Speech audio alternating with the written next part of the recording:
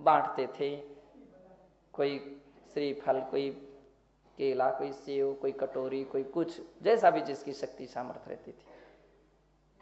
लगता था कि धर्म प्रभावनाएं हैं, ऐसी धर्म प्रभावनाएं होती। कितनी बार बहुत से लोगों ने भोजन तक कराते थे, सारी समाज की भोजन, या समाज ऐसे लोगों का पालना, सामूहिक रूप में पालना कराते थे। तो इस सारी बातें हमको सोचना है। पूज्य आचार्य भगवान ने इसलिए कहा दान तपो जिन पूजा। और अभी आने वाली, अब तो पूजा की पूरी ले नहीं लगने वाली है। एक विधान, फिर दूसरा विधान, फिर तीसरा विधान। पूजा इस प्रकार से हो कि पूजा को देख करके ही व्यक्ति विस्मित होने लगते हैं, आनंद आने लगता है, उनको बड़ी श्रद्धा उत्पन्न होती है, और व्यक्ति इतना उसका प्रचार प्रसार करता है, खाली पत्रिका ही छपा करके नहीं, कि आम व्यक्ति की भी इच्छा होने लगती, मैं भी तो इनकी पूजा में शामिल हो जाऊं, एक दिन के लिए तो शामिल हो जाऊं, देख तो लूं कम से कम। व्यक्ति देखने के लिए लालायित होता है और उपस्थित होते, फिर लगता है कि हाँ पूजा ऐसी होती है। विद्यातिशय इष्ट जिन धर्म, अतिशयकारी विद्याओं के द्वारा व्यक्ति धर्म की प्रभावना किया करते हैं। तो इस प्रकार से ये धर्म प्रभावना है, इसके लिए ही मार्ग प्रभावना कहा गया है। पूज्य आचार्य भगवान धवला जी में लिखते हैं कि आगमठस्य पवेणमिधि सन्ना, प्रवचन वत्सल शब्द है, नहीं, प्रवचन मार्ग प्रभावना है।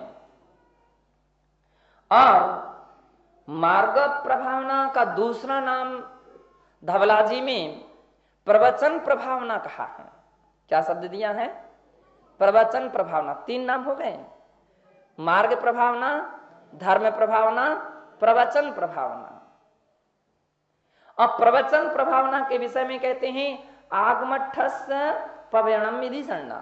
आगमार्थ, आगम का जो सही अर्थ है उस अर्थ का व्याख्यान करना, उसको प्रवचन कहते हैं। उसका नाम क्या है? प्रवचन। आगमार्थ का प्रवचन करना, जो आगम का सही अर्थ है उस बात को कहना, तस्य पावनम नाम, और उसका जो प्रचार करना है, उसको आम जनता तक पहुंचाना है, ये प्रभावना है। चूंकि अपन लोगों की ऐसी स्थिति रही है, अपन ने धर्म को कैसे रखा है? मुट्ठी में बांध करके रखा, कोई देख ना ले, कोई सुन ना ले, ऐसी स्थिति करके रखा है। जबकि आप हमेशा ध्यान रखना, अपने शास्त्रों की बात इतनी सटीक बातें रहती हैं, गुरुओं की बातें व्यक्ति के इतने हृदय तक उतरती हैं कि कितने लोगों की इच्छाएं रहती हैं। अखबारों में जब कोई प्रवचन के कोई वाक्य निकलते हैं, सामान्य तौर पर व्यक्ति को मालूम नहीं चलता कि किनको क्या असर पड़ा है, लेकिन एक भी दिन जब बंद हो जाते हैं तो आप देख लीजिए, जो उसके प्रकाशक वगैरह रहते हैं, उसके पास, पत्रकारों के पास समाचार पहुंचने लगते हैं। अरे महाराज का प्रवचन क्यों नहीं आया? वो बहुत अच्छा लगता था, मुझे बहुत पसंद आया था, वो नहीं आया, वो नहीं आया, वो देना चाहिए, वो जरूर दीजिए। हम लोग भिंड में थे, तो भिंड में जेनेतर एक पत्रकार थे, और वो शर्मा जी करके थे, शायद मिश्र थे, हाँ, वो डेली प्रवचन में बैठते थे और प्रवचन लिखते थे, और कितना आधा आधा पेज इतना प्रवचन वहां के अखबारों में, कुछ कुछ अखबारों में आते थे। कभी कदाचित वो नहीं लिख पाते थे या नहीं दे पाते थे, या मान लो यूं कहें उनके भी जो संपादक लोग हैं उसको मना करते थे, तो वहां लाइन लग जाती थी फोनों के समाचार, अरे प्रवचन नहीं आया, प्रवचन नहीं आया। जैन के नहीं अकेली, जैनेतर लोगों की भी। जैन तो फिर भी एक बार सुन रह जाएंगे, अपन लोग सोच करके रह जाते हैं, ठीक है आ गया सो ठीक है, पढ़ लिया, और नहीं आया तो अपन को कोई बात नहीं। ज्यादातर लोगों के इतने समाचार पहुंचते थे, तो एक दिन जब संपादक जी आए तो बोले महाराज मुझे तो बस उन फोनों ने मुझे आप तक पहुंचा दिया। बोले मेरी इच्छा हो गई कि मैं जाकर के तो देख लूं कि आखिर में वो महाराज कौन से हैं कि जिनके प्रवचन में कि लोग इतने प्रकार से प्रयत्नशील रहते सुनने के लिए, और एक भी दिन नहीं आता तो इतनी घंटियां हमारे लिए शुरू हो जाती हैं। तो कहने का तात्पर्य ये है कि हम अपने धर्म को अपने तक सीमित ना रखें। बहुत अच्छी बात हुई कि पारस चैनल चालू हो गया और जैन धर्म की बातें आम जनता तक पहुंचना शुरू होंगी। तो बिल्कुल विश्वास रखिए, अनेक अनेक श्रद्धालु धर्मात्मा जो निष्पक्षी हैं, आम व्यक्ति भी इन सारी बातों के लिए पसंद करेंगे, क्योंकि साधुओं का खाली रटा हुआ विषय नहीं है। साधु संत रटे हुए मात्र विषय नहीं बोलते, वे चिंतन करके बोलते हैं। इसलिए पंडित की बात, एक कोड़े प्रवचनकार की बात तो बिकी हुई बातें हैं, पैसों में बिकी हुई बातें हैं। बहुत सारे प्रवचन बिक रहे हैं। एक प्रवचन का कितना दाम, 10,000, 20,000, 51,000, लंबी लंबी बोलियां होती हैं। वे रटे हुए मात्र प्रवचन हैं, और यहां रटे हुए नहीं मथे हुए प्रवचन मिलते हैं, और मथे हुए नहीं जीवन में उतरे हुए प्रवचन मिलते हैं। इसके लिए मैं कहता हूं इनके आत्मा से निकली हुई वो बात होती है, उनके मात्र मुख से निकली हुई वो बात होती है। आत्मा से निकली हुई बात आत्मा को प्रभावित करती है। अनुभव में उतरी हुई बात जो है उस सत्य रूप में वस्तु का यथार्थ व्याख्यान कर देती हैं। पढ़ी और लिखी हुई बात जो है वह उसी प्रकार से है जैसे शक्कर शब्द को व्यक्ति पढ़ ले, याद कर ले, सुन ले और सुना दे।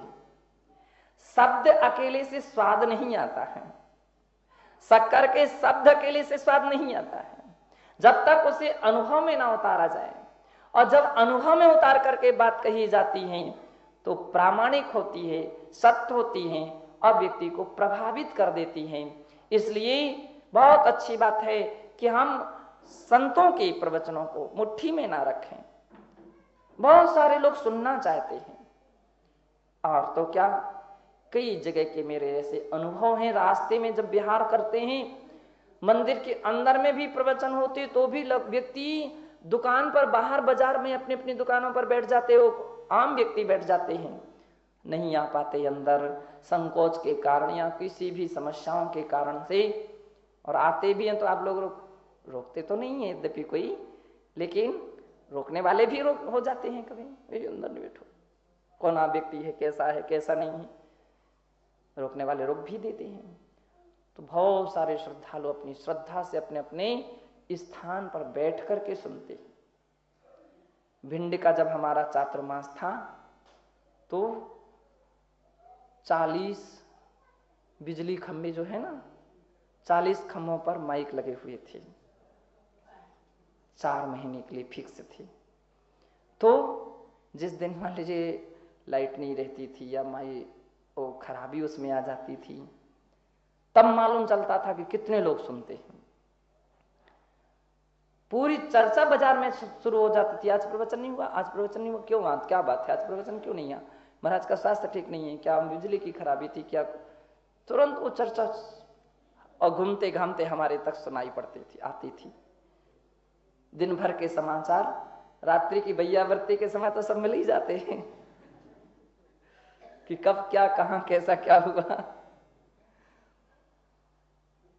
दुकानदार लोग बोलते थे कि उस समय तो ग्राहक बैठने अधिक आते थे, सामग्री लेने कम और बैठने अधिक आते थे, और वहां पर बैठ बैठ करके सब लोग प्रवचन सुना करते थे। तो हम ऐसी काम करें। तो पूज्य आचार्य भगवान कहते हैं आगम के अर्थ का नाम क्या है, प्रवचन है, और तस्य पहावनम नाम, उसकी जो प्रभावना करना, वर्ण जननम तबुद्धीकरणम च तस्य भावोपगुण भावना। वर्णजनक हमारी कोई बात सुनते ही नहीं, हमको तो अवसर ही नहीं मिलता